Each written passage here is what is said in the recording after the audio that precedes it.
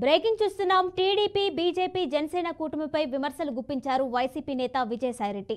చంద్రబాబుల రాజకీయ లబ్ధి కోసం వైసీపీ ఎవరితో చేతులు కలపలేదు అన్నారు. రాష్ట్ర ప్రయోజనాల కోసమే కేంద్ర ప్రభుత్వానికి వైసీపీ మద్దతు ఇచ్చిందన్నారు. ఇక ఎన్నికల్లో బీజేపీ గెలిస్తే కామన్ సివిల్ కోడ్ తీసుకొస్తుందనే ఆందోళనలో ముస్లింలు, క్రిస్టియన్లు ఉన్నారని అన్నారు. ఈ అంశంలో టీడీపీ వైఖరి ఏమిటో చంద్రబాబు చెప్పాలి అని డిమాండ్ చేశారు.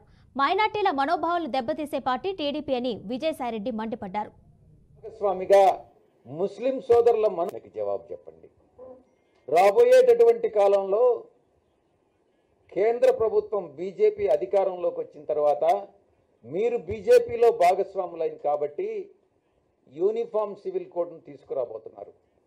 మీరు బీజేపీ భాగస్వామిగా ముస్లిం సోదరుల మనోభావాల్ని, క్రిస్టియన్ సోదరుల మనోభావాలని దెబ్బతీసేటటువంటి యూనిఫామ్ సివిల్ కోడ్ను సపోర్ట్ చేస్తారా లేదా అన్నటువంటిది ఇప్పుడే చెప్పండి. ఎన్నికలకు ముందే మీ చిత్తశుద్ధి అన్నటువంటిది ఇప్పుడే తేలుతుంది.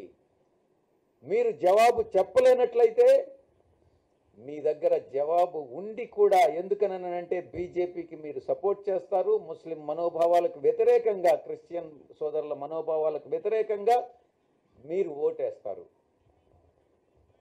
ఇది మీకు న్యాయమా? ఇక్కడ ఉన్నటువంటి ఇండియన్ సెక్యులర్ గవర్నమెంట్, సెక్యులర్ ప్రభుత్వంలో, రాజ్యాంగంలో